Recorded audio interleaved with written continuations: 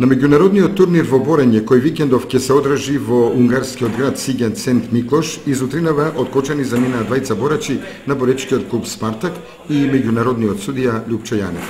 Имаме тамука добра соработка со унгарците, а неколку години они доваѓат. Ние бевме пред 4-5 години, нашата екипа беше тамо и сега се одлучивме да одеме со двајца борачи и јас како судија.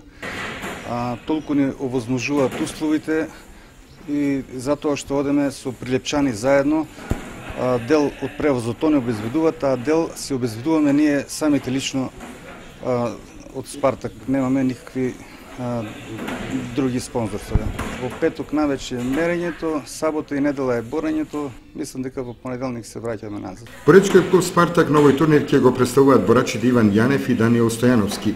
Оптимистички расположени ги посетивме на синоќешниот последен тренинг пред заминувањето и еве што ни изјавија. За овој надпревар, знаев подолго време и се подготвував колку може, по 2 тренинга дневно. Дав се од себе, па ќе видиме се. Очекуваме резултат. Во која категорија? Па категорија до 6 кг. Очекувам резултат, очекувам да се вратам со медал од тоа првенство.